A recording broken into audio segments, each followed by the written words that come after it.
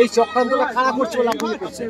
এই চক্রান্তর সাথে যারা যুক্ত আছে সেটাই ইনভেস্টিগেশন অফিসারের দায়িত্ব, সেটাই তো ইনভেস্টিগেশনের অফিসারের দায়িত্ব। এই চক্রান্তর সাথে যারা যারা যুক্ত আছে খুঁজে বার করা আর সর্বোচ্চ শাস্তির ব্যবস্থা করা। যদি সর্বোচ্চ শাস্তির ব্যবস্থা করতে না পারেন, যদি এক্ষেত্রে মনে হয় এড়িয়ে যাচ্ছে, তাহলে আমরা কিন্তু এই জনগণকে নিয়ে গণতান্ত্রিক প্রক্রিয়ায় মাঠে ময়দানে আন্দোলন সংগঠিত করব এবং আইনি লড়াই আমরা লড়ব। আমরা আশা করব এখনো এখানে এসে নিশ্চিতভাবে আপনারা শুনেছেন এই সম্প্রীতির মাটি, এর ঐক্যের মাটিকে কোনোভাবেই বিনষ্ট করতে দেওয়া যাবে না। এলাকার মানুষজনকে শৃঙ্খলাবদ্ধ হয়ে থাকতে, সম্প্রীতির সাথে থাকার আমি অনুরোধ করেছি। যাকে খুন করেছে সে পরিবারের একমাত্র উপার্জনকারী, সুতরাং কম করে একটা প্রাণের দাম দেওয়া যায় না, তারপরেও কম করে 20 লক্ষ টাকা ক্ষতিপূরণ দেওয়া হোক সরকারিভাবে এবং পরিবারের পক্ষ থেকে সরকারের চাকরির ব্যবস্থা করা হোক। এটা দাবি আমি করেছি। আমি দাবি না, আমার সাথে গ্রামের মানুষ, এলাকাবাসীও সহমত। তাহলে পরিবারটা চলবে কি করে? আর যারা এই খুনটা করে নাম ধরে জিজ্ঞাসা করেছে, নাম কি, যে মুসলিম নাম হয়েছে অ্যাটাক হয়েছে, তার বলে আমি সমগ্র হিন্দু ভাইকে আমি অপরাধী করতে পারবো না। ঘুটিয়ারি শরীফের মাটি, সম্প্রীতির মাটি, ঐক্যের মাটি, এখানে একসাথে সহাবস্থান বছরকে বছর করে আসছে। সুতরাং এখানে যারা ঐক্য বিনষ্ট করতে চাইছে তাদের বিরুদ্ধে লড়াই হিন্দু মুসলমান নির্বিশেষে হবে। একাধিকবার এই রকমই ঘটনা ঘটেছে, কখনো গোসাবা, কখনো বাসন্তী, কখনো ক্যানিং এ, এবারে তাল দিতে হলো কেন? বারবার এই ঘটনা এত প্রতিবাদ করার পরে কেন? দেখুন, অঘোষিত বিজেপি সরকার, উত্তরপ্রদেশের ছায়া এখানে, বিহারের ছায়া এখানে, কন্ট্রোল করছে না। সরকার চাইলে prevention of communal and targeted violence bill নিয়ে আসুক পশ্চিমবাংলা বিধানসভাতে, আইনে পরিণত করুক। এই গণহত্যার সাথে, গণপিটুনির সাথে, ধর্মীয় হিংসা ছড়ানোর সাথে যারা যুক্ত আছে তাদের বিরুদ্ধে সর্বোচ্চ শাস্তির নিদান দেওয়ার জন্য নিয়ে আনুক না, সেটা আনছে না। আর কি বলছে যে বিজেপি চলে আসবে গল্প। বিজেপি না এসে এই রাজ্যে যেভাবে সংখ্যালঘু মুসলমানদের উপর অত্যাচার হচ্ছে, বিজেপি রাজ্যের মতোই কোনো অংশে কম যাচ্ছে না। আমরা দেখেছি উত্তরপ্রদেশে এই ধরনের ঘটনা, তেলু, আখলাক থেকে শুরু করে হাফেজ জুনায়েদ, তাবরেজ থেকে শুরু করে বিভিন্নভাবে এই ধরনের বিজেপি শাসিত রাজ্যগুলোতে হয়েছে। মুসলিমদের উপর আক্রমণ, সংখ্যালঘুদের উপর আক্রমণ, তাদেরকে পিটিয়ে মারা, আর আজকে ওয়েস্ট বেঙ্গলে চলছে। আপনারা অবাক হবেন, গত পরশু দিনকে পশ্চিম মেদিনীপুর দাঁতনে এই ধরনের একটা সংখ্যালঘু মুসলিম ছেলেকে ঘরে অভিযোগ শক দিয়ে মেরে দিয়েছে। এখানেও অভিযোগ কারেন্টে শক দিয়ে মেরেছে। তবে এটা যারা,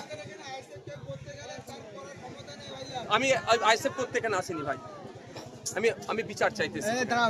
তো এখানে এই ধরনের ঘটনা ঘটছে। গতকালকে বাঁকুড়া জেলাতে ফেরিওয়ালাকে ধরে জোর করে ধর্মীয় স্লোগান তুলতে বলেছে, মানে টাকা চেয়েছে, সে স্লোগান তুলেনি, টাকা দিতে বাধ্য করবে, টাকা দেবে না বলে তার উপরে আক্রমণ চলেছে। তার ঘাড়ে, গলায়, পিঠে একাধিক জায়গায় ছুরি দিয়ে আক্রমণ করেছে। তাহলে পশ্চিমবাংলাতে জঙ্গলরাজ হচ্ছে নাকি এটা? উত্তরপ্রদেশে এইগুলো দেখেছি, উড়িষ্যাতে দেখছি যে মুসলিম ফেরিওয়ালা হওয়ার জন্য তারপরে আক্রমণ নেমে আসছে। আজকে ওয়েস্ট বেঙ্গলে মুসলিম ফেরিওয়ালা হওয়ার জন্য আক্রমণ কেন না?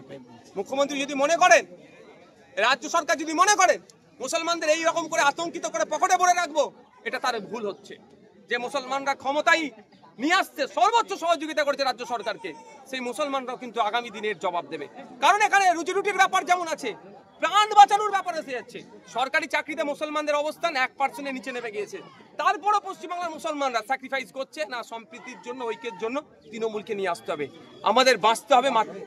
আজকে দেখুন সামাজিকভাবেও মুসলমানদেরকে আজকে কোথায় ঠেলে দিচ্ছে, মুসলিমদেরকে দেখে দেখে আক্রমণ বেছে বেছে হচ্ছে।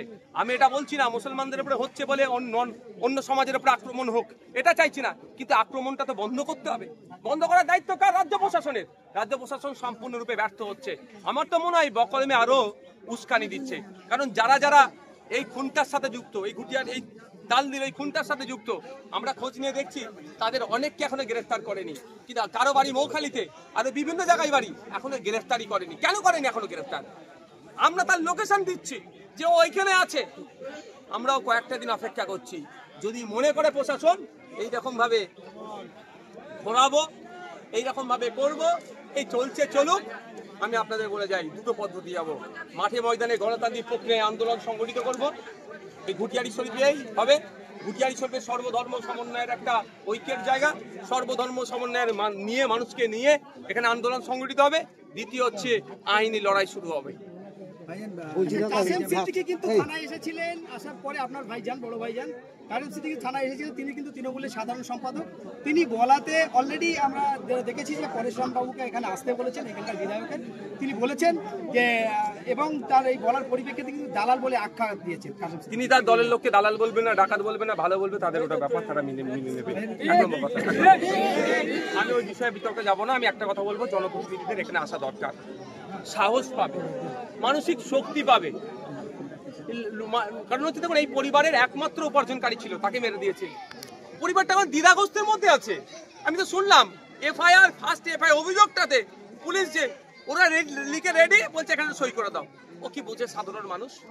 কোর্ট কাছারি আদালত বুঝে সই করে দিয়েছে। মানসিকভাবে দুর্বল। তো এখানে যদি পরেশরাম বাবু আসে, এই পরিবারটা তো মানসিকভাবে শক্তি পাবে। তবে একটা কথা বলে যাচ্ছি, পরেশরাম বাবু আসতে বাধ্য। এখানে নওশাদ সিদ্দিকী ঘুরে গেছে, পরেশরাম বাবু আসবে। ঠিক আছে। শেখ জামিলের পরিবারের তরফ থেকে অভিযোগ করা হয়েছে, যাদেরকে গ্রেফতার করা হয়েছে তাদের জেলে জামাই যত্ন করা হয়েছে। ওটা আমি বলতে পারবো না কি পরিস্থিতি আছে না আছে, ওটা আমি সেখানে আমার সিসিটিভিও নেই, আমার লোকও নাই, এটা আমি বলতে পারবো না। পরিবারের অভিযোগ কতটা সত্যতা আছে বা কি আছে পরিবারটাই বলতে পারবে। তবে একটা কথা বলি, যেভাবে শাসক খুনিদেরকে আড়াল করার চেষ্টা করছে, এখানে একটা সন্দেহ থেকে যাচ্ছে যে ওদের আগামী কতদিনের মধ্যে, হয়তো 2-4 দিনের মধ্যে বা কিছুদিনের মধ্যে হয়তো বেল পেয়ে যেতে পারে। তা আমি চাইবো শাসক দল, প্রশাসন ওই খুনিদের বিরুদ্ধে কঠোর ব্যবস্থা নিতে।